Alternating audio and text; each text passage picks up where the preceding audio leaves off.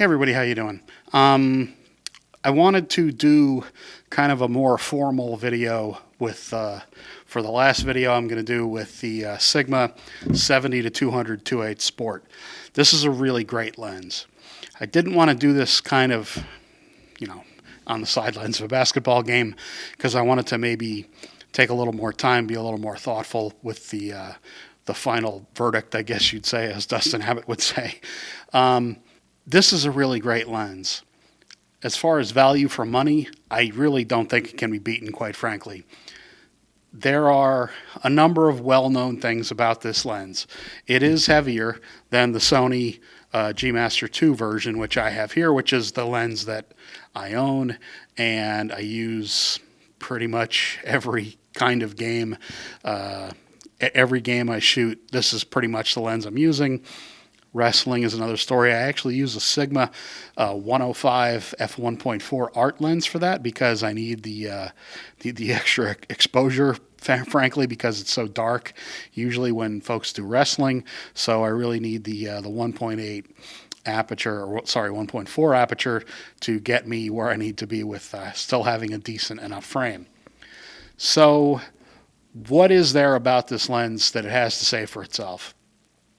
Obviously, the price is a huge deciding factor when most people, like myself, I buy my own gear, even though I work for a newspaper. Pretty much everything I use for my job is something that I own myself. So, you really have to consider the price when you're thinking about buying a new piece of gear because, I'm not getting this stuff for free. Yes, they did let me borrow this lens. I've had this for about a month now. Thank you again and again and again to Sigma USA for allowing me to borrow such a wonderful piece of machinery. It's really fantastic. This lens, as far as image quality, is, I would say, on equal with the Sony, the G Master 2. Yes, it is that good a lens. It is a little heavier, of course. We know this. It's just kind of baked in. So, I'm more of a practical reviewer. I'm a full-time photographer. I work for the newspaper, full video and photo. So, my area is more the practical side of things, not a specs side of things, because specs aren't with you out in the field. It's how you can use a piece of gear, a tool like this, how you can use it to your best advantage when you're out shooting something. I'm going to be shooting a basketball game tonight. I won't be taking this lens with me because I'm going to pack it up and it's going to go back to Sigma, probably ship it back out tomorrow. So having said, kind of the real world side of things, my experience with it has been great. The image quality, like I said, is fantastic. It is as sharp. It is as clean an image as you could ever want from a pro level piece of gear, which this is, of course. This is not, aimed at your average hobbyist, really, even though it's reasonably priced for what it is. Quite frankly, it is very reasonably priced. It is aimed at people like myself that, we're not buying gear to impress people. We're buying gear to use daily. It gets abused. As you can see, it gets stickered in my case, just because, this is something that's not meant to be a status symbol. It's, again, these are tools on the table here in front of me. And the quality of this very good lens is up to the task for any pro photographer. I have seen lots of reviews online by people who are not actually photographers or not actually working photographers. They might do concert photography, but that's not really, you can't really make a living doing that. In any case, it's a great option if you're starting out and you can't afford a lens, frankly, that is about $3,000 new. That's pretty darn spendy. And the differences between these two for that price I mean, there are definite differences. The weight, the autofocus does take a beat with this. It is not, there's a bit of a delay. It's not a deal breaker though. It's because the image quality, when you're looking at the pictures after, you can see that this is really great value for money. And, if you're starting out and if you want a 2.8 aperture lens, which frankly you need for most gyms, if you're going to be doing high school basketball, wrestling, anything that's inside tennis, this would be a great lens for tennis, depending on, of course, where you can sit next to the court or if you have to shoot from the other end of the court. This is probably not that lens, but this is great for a focal length like this. Would be great for softball because softball field is so small, the diamond is so small. It's okay for baseball. Certainly great for Little League. This thing would be a killer for Little League. And, if you're starting out and you really need to make a hard decision about whether this lens can do the job for what you need as a new sports photographer, the answer is yes. Yes, it can. If you're able to buy the Sony brand, it's not a lens that everyone's going to be able to afford. And frankly, not a lens that everyone is going to need, because if you're an amateur photographer, there's really no need for you to have a lens like this. If you're not making a living from the gear that you have, it's a real hard case for me to make that you need to spend the dip price difference between these two lenses when they are so very similar in the end result. And that is really where it matters most. What is that end result? And, is the durability there? 1,000% yes. This is a very solidly made lens.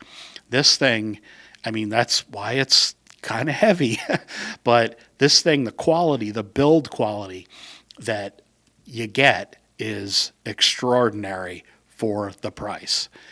I'm not saying this is a cheap lens, but for what you get, this is an absolutely screaming value, and it gets you there. It has all of the buttons and switches that lots of folks have always talked about. It's got the buttons that are the custom function buttons. I don't know why people insist on calling them the focused hold buttons.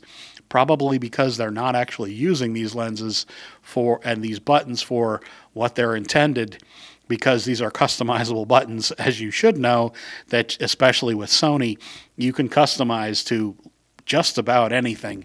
And for me, I use it for the APS-C punch-in. So with this, you get essentially a 300 millimeter 2.8.